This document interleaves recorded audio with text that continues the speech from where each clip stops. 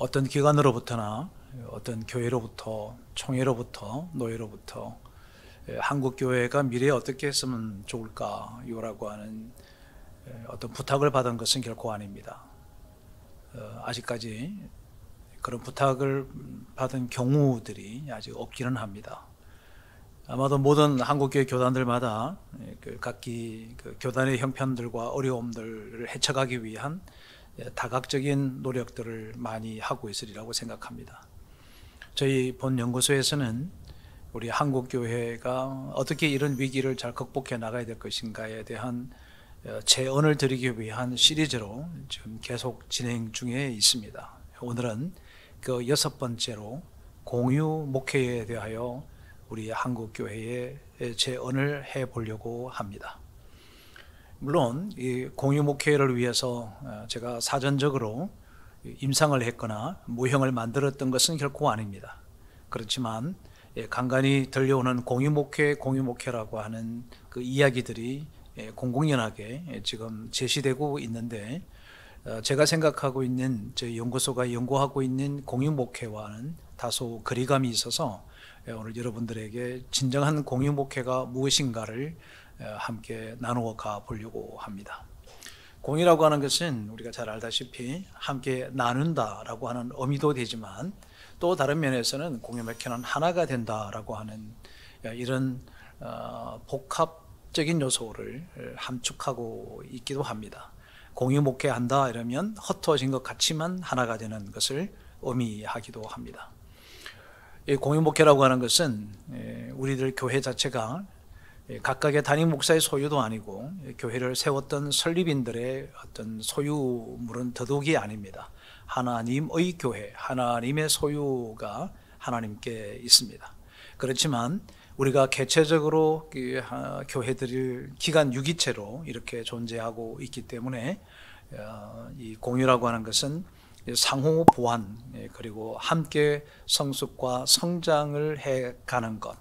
그런데 이 각 개체 교회로서는 현재 이 복잡한 어려운 목회 환경 가운데서 이것을 헤쳐내 나가거나 또 해결해 갈 수 있는 어떤 가능성들이 보기가 어려워져서 공유 목회라고 하는 새로운 패러다임을 우리 한국교회에 제안을 해보려고 합니다.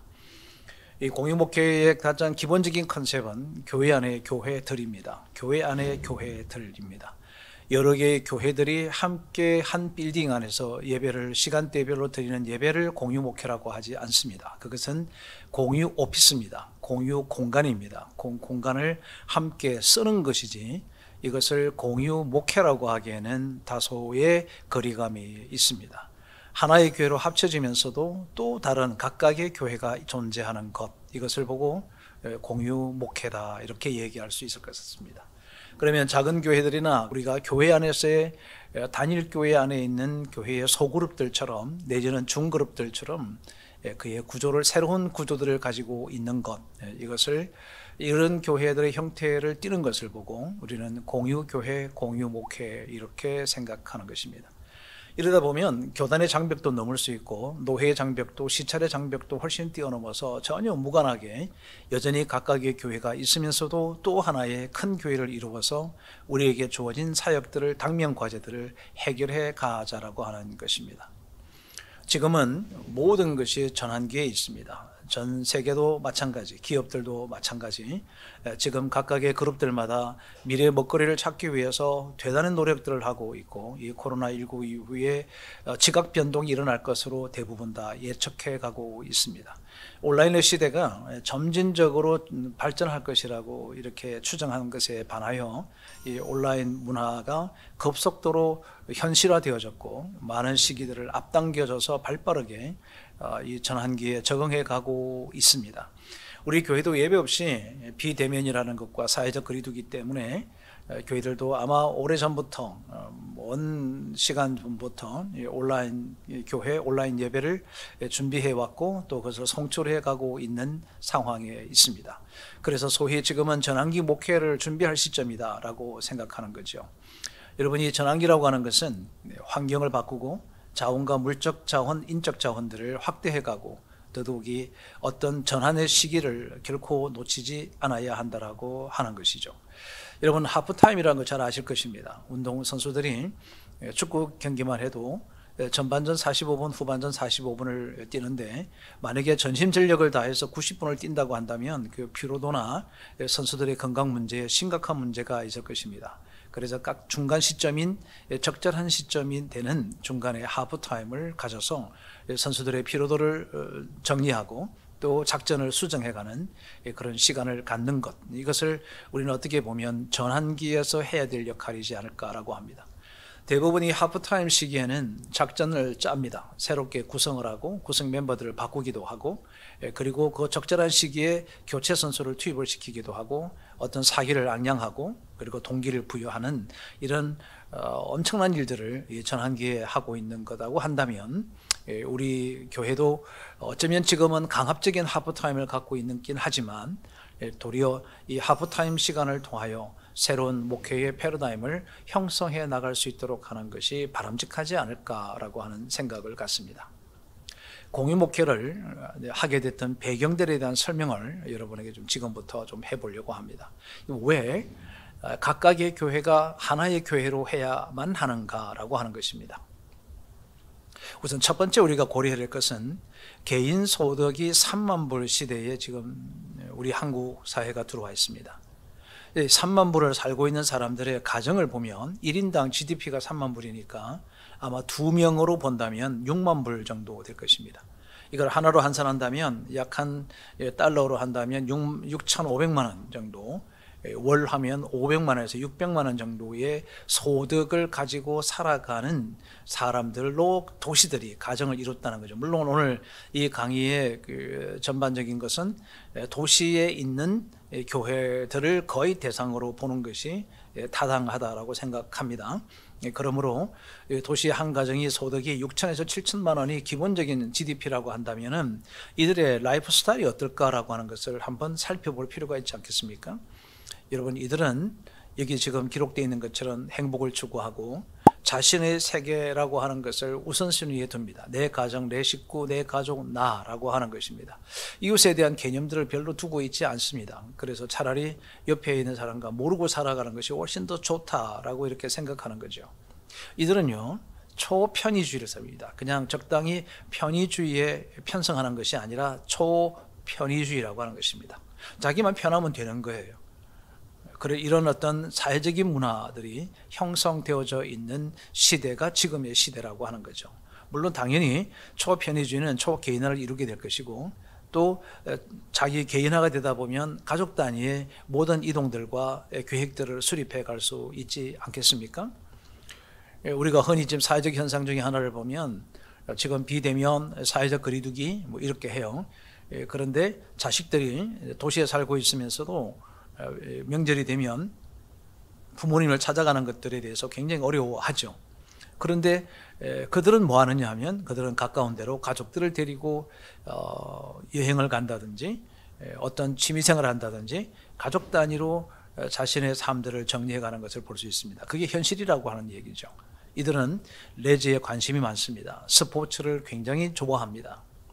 그리고 자신의 수준에 맞는 취향대로 모든 것을 선택하게 된다는 거죠. 이게 중산청이라고 하는 것입니다. 자, 그렇다면 여러분, 우리 작은 교회들이나 개척 교회들이 이 중산청들이 교회를 와서 예배를 참석하고 신앙생활을 하고 성도들이 교제하고 할 만큼의 상황이 유사해야 될 텐데, 대부분의 작은 교회는 사실상 이런 정도의 삶을 살아가고 있는 사람들의 평균 값들을 제공해 주지 못하는 교회들이 대다수의 개척교회라고 하는 것입니다. 그러다 보니까 이들이 교회에서 함께 구성원이 되어져서 교회를 세우는 일을 해야 됨에도 불구하고 교회가 이들과의 어떤 그 바램들의 필요들을 충족해 주지 못하는 요건들이 많다 보니까 도시 안에서의 작은 교회들은 계속적으로 작은 것으로만 존재하는 이런 어려움들을 갖게 되어져 있다라고 하는 것이죠. 지금 우리 한국 사회는 급속도로 스마트 시티화 되어 가고 있습니다. 이미 이것을 시청하는 분들은 대부분 잘 알고 있으리라고 생각을 합니다. 스마트 시티, 스마트 시티. 우리나라만 해도 6군데가 스마트 시티가 만들어지고 있습니다. 중국만 해도 500군데가 스마트 시티를 만들고 있고 인도의 60개 도시를 스마트 시티화하고 있습니다. 물론 우리나라와는 비교할 수 없을 만큼의 인구가 많기 때문에 그런 도시화, 스마트 시티화 한다는 것이 숫자가 많을 겁니다. 그러나 여러분, 저는 그렇게 생각하지 않습니다. 지금 모든 세계는 급속도로 스마트 시티화 되고 있다고 하는 것입니다. 그렇다면 이 스마트 시티의 그 구성은 사회적 구성 요소, 문화적인 구성 요소는 어떨까라고 하는 거죠. 그들은 양도 중요하지만 질적인 것이 굉장히 중요합니다. 이것을 우리 교회에 적용해 본다면 교회도 그렇습니다. 앞으로는 양 큰 교회도 굉장히 중요하겠지만 참 좋은 교회라고 하는 것, 질적으로도 충분하게 영적인 부분을 공급해 줄 수 있는 교회들에 대한 갈망이 커질 거라고 하는 거죠. 그리고 네트워크가 아주 원활하게 될 것입니다. 알다시피 도시와 빈부의 격차가 커져서 온라인 상태에서의 학교 교육들이, 공교육들도 지금 어려움을 겪고 있습니다. 그래서 KT 같은 경우도 이런 공교육에 대한 누수 현상이 생겨져 있는 아이들을 돕기 위해서 야간에 온라인 수업을 재송출한다고도 합니다. 그만큼 빈부의 격차가 커지는데 도시에서는 사실상 이런 그 빈부의 격차나 또 공교육에 대한 어려움들을 전혀 겪지 않습니다. 왜냐하면 자신의 삶의 근처에 학원도 있고 학교, 온라인 시스템, 네트워크 이런 것들이 전산망들이 조금도 부족함이 없기 때문에 아주 원활하게 이것을 할 수 있습니다. 지금은 온라인 시대라고 하는 것도 우리가 주목해 볼 필요가 있습니다. 이 스마트 시티 안에서의 사회적 구성은 전문성을 굉장히 강조하고 중요하게 생각한다는 거죠. 여러분, 지금 제가 이 말씀을 드리고 있는 이 내용들은 우리들의 교회를 점검해 볼 수 있는 지표가 된다는 것입니다. 도시에서 목회하시는 분들, 여러분들이 지금 고민해야 될 것은 우리 교회가 지금 얼만큼 질적인 것과 양적인 것을 공급해 주고 있는지, 네트워크는 정말 성숙되게 진행하고 있는지, 우리 교회는 얼마나 전문성을 강조하고 있고 전문적인 사역들이 되고 있는지를 여러분 기억해 보고 점검해 볼 필요가 있다라고 하는 거죠. 그러다 보니까 당연히 지도자는 스마트 리더가 되어야 된다라고 하는 것입니다. 그러니까 우리 영적인 지도자인 목사들이 아주 스마트해야 된다는 거죠. 생각, 행동, 이미지, 습관, 태도, 이 모든 것들이 스마트한 자신의 준비를 해두는 그런 사람들이 있는 곳으로, 그런 지도자가 있는 곳으로 사람들이 이동하게 될 가능성이 매우 높다라고 하는 것입니다. 여러분, 스마트 시티의 구성 요소 중에 하나는 독특성입니다. 물론 전문성과 독특성은 일맥상통한 것이 있습니다만은 스마트 시티를 구성하고 있는 그 구성 요인과 구성 인자 중에 하나는 독특한 것들이 굉장히 중요하게 여겨지는 것을 스마트 시티 안에 내포하고 있습니다. 여러분의 교회들이 다들 도시에서 목회를 한다라고 할 때 이런 5가지들을 우리가 어떻게 표현하고 또 표출하고 노출시켜야 될 것인지에 대한 진지한 고민이 되어야 되지 않겠습니까? 또 하나 우리가 공유 목회를 해야 되는 그 이유를 보면 이 보보 세대의 등장이라고 하는 것입니다.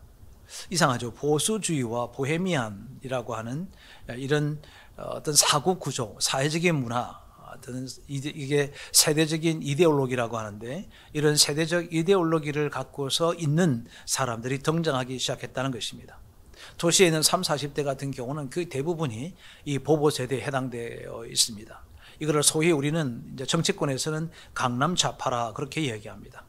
강남이면 옛날에는 무조건 여당 내지는 보수층 이렇게 했는데 지금의 강남의 이런 곳에서는 절대적인 보수 쪽을 지지하지 않습니다. 그래서 이제 보수의 소위 보수의 텃밭이라고 하는 곳들이 대부분이 다 이 강남 좌파적 성향을 띠고 있는 사람들이 이제 그들이 구성원이 되다 보니까 정치적 색깔도 좌파적 성격이 크다는 거죠. 이들은 대부분이 다 교육을 아주 받았던 엘리트 좌파의 성향이 큽니다. 뭐 기본적으로 대학을 나온 것은 너무 당연하지만 그 이상의 어떤 학력과 학위를 갖고 있기도 하고 재산의 부가치가 비교할 수 없잖아요. 아마도 우리 시골에서 우리 삶을 살아가고 있는 사람들이나 아파트 살거나 또 생활하고 있는 사람들은 요즘 이 TV에서 나오는 아파트 한 채가 30억, 20억, 60억 이런 얘기 들으면 좀 말이 안 된다고 생각할 수 있겠죠.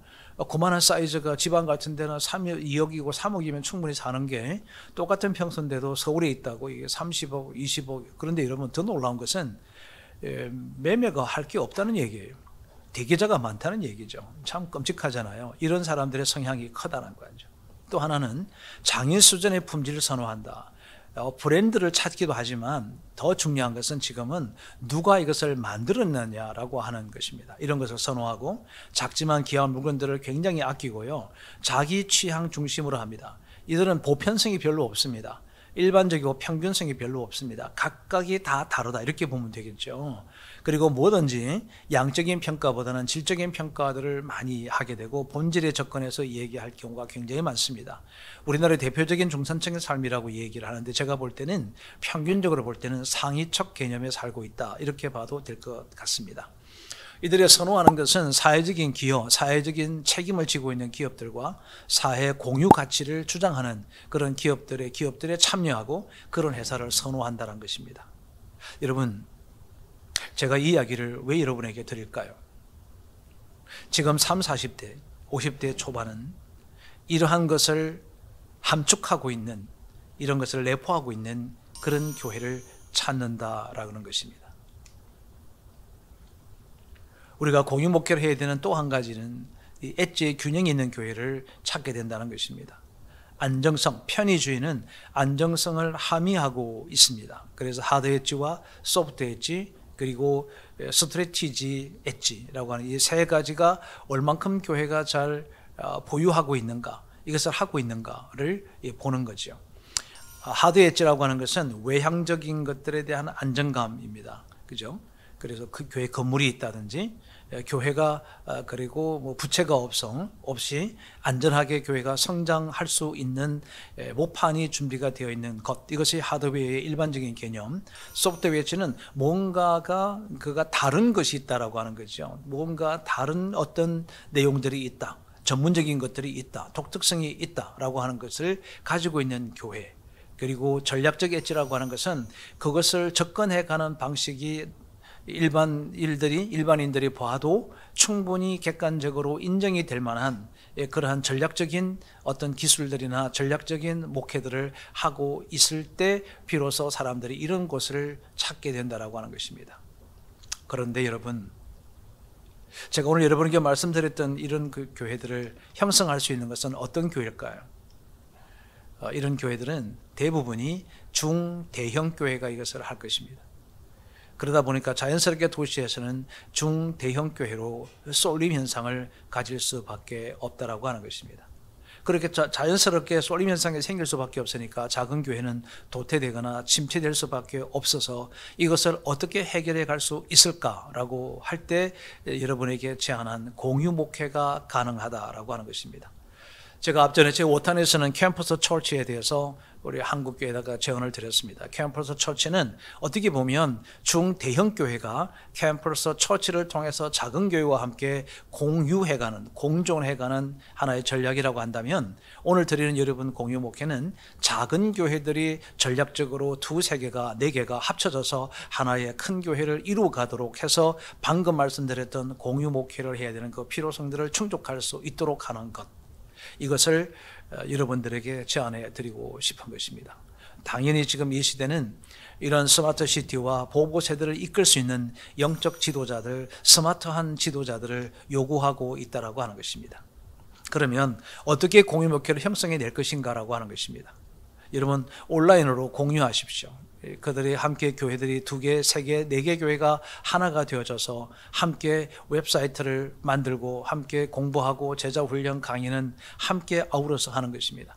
주중에는 각각의 멘토링 사역과 가정 예배를 중심으로 해서 운영을 해나가고 예배를 드릴 때는 함께 예배를 축제 예배로 드릴 수 있도록 하는 것입니다.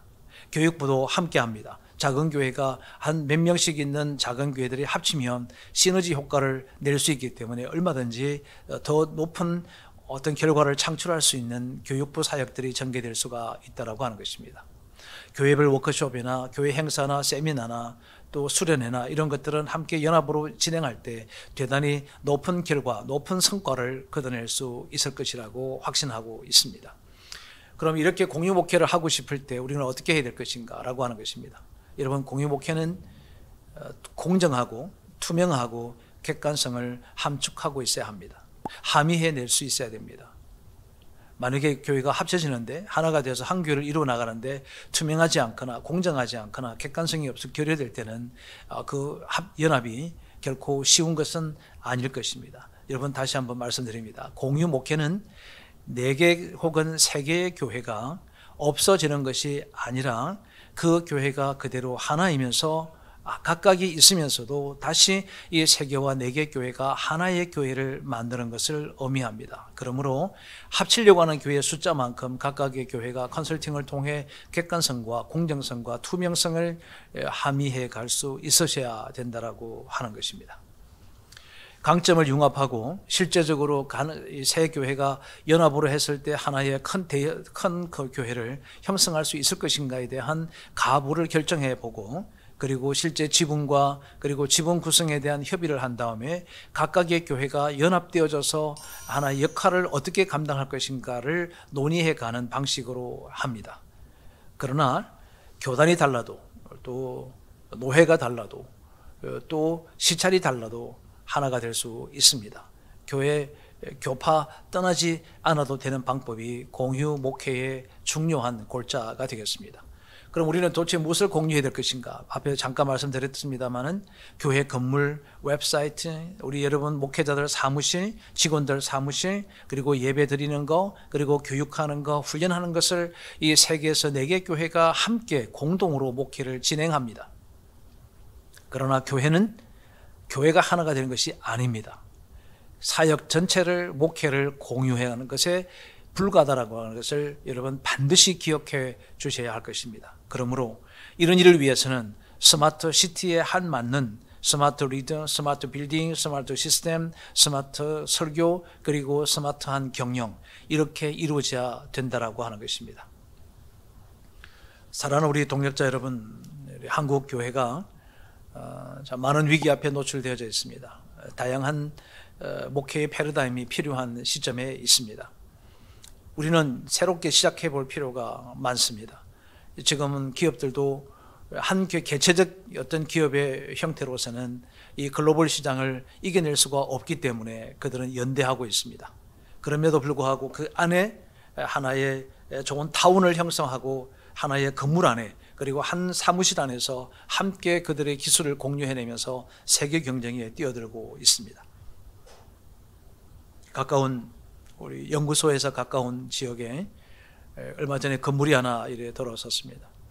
그리고 건물의 간판이 뭐라고 되어져 있느냐 하면은 메디컬 캠퍼스입니다. 메디컬 캠퍼스.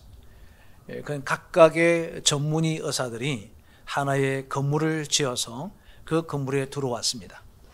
종합병원이 아닙니다. 그런데 메디컬 캠퍼스라는 뜻은 아시죠? 각각의 단과적 기구를 형성하고 그렇게 진료하는 사람들이 한 빌딩 안으로 들어와서 전체 연합을 도모함으로 보다 더 강력한 대형 의료진들과 함께 경쟁해서 이겨내고자 하는 그들의 몸부림이었을 것입니다. 한 건물을 공유합니다. 기술을 공유합니다. 그럼에도 불구하고 각각의 자산을 가지고 있습니다. 각각의 환율을 가지고 있고 각각의 자산을 형성하고 있는 것과 똑같이 저는 우리 교회가 발빠르게 새로운 어떤 패러다임을 제시하는 그런 기회로 삼아야 되지 않을까라고 생각합니다. 오늘 저는 공유 목회에 대한 이론적인 접근을 여러분들에게 설명해 드렸습니다.